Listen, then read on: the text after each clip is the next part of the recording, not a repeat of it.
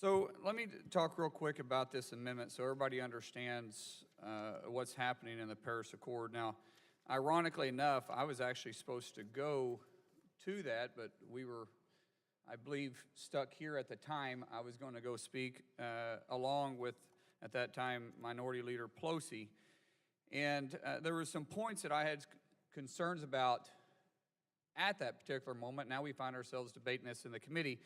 So this amendment assures that this job-killing legislation won't go into effect until the Secretary of Energy certifies that China and Russia have each committed to reducing the emissions at least to the same levels as the U.S.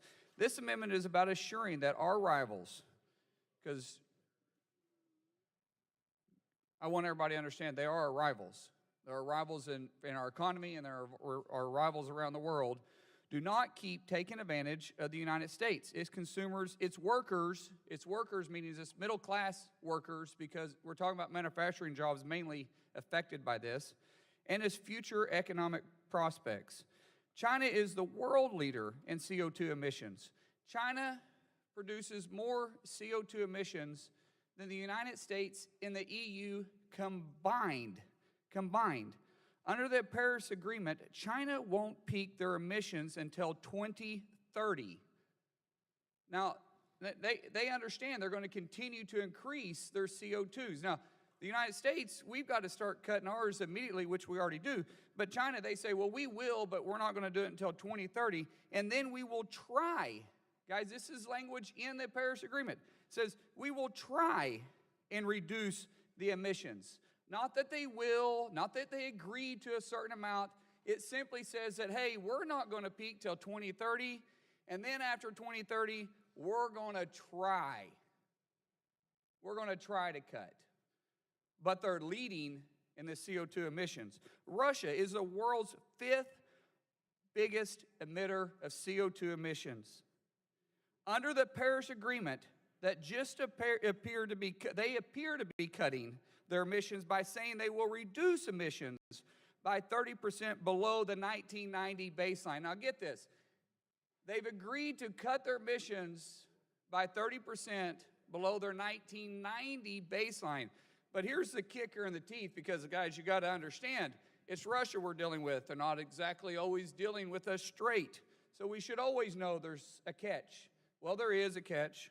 The problem with this is that Russia's emissions are already 50% below the 1990 baseline. Are you guys following that one? I mean, we got to know what we're agreeing to. If we're wanting the United States to say in this, everybody better understand what we are actually agreeing to. China says that they'll try, but they're not going to peak till 2030. And now Russia says we're going to cut it by 30% below our 1990 baseline. But the problem is they're already 50% below that baseline. So basically, what this means is Russia has given themselves room to substantially increase, not decrease their emissions, by giving its industry a competitive advantage over the United States. Because, guys, regulations do cost. They cost. They cost to implement.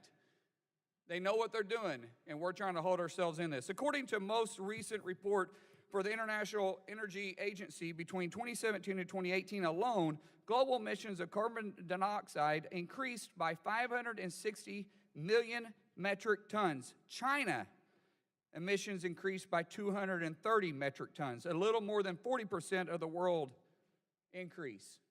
Yet we're holding ourselves as standard, but we're not China. We cannot have an effective climate policy that puts the United States at a disadvantage to its main security and economic competitors in the world.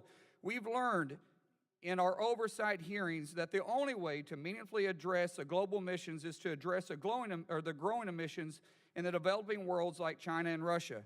Why wouldn't we want to make sure that China and Russia is playing fair before we commit this upon ourselves?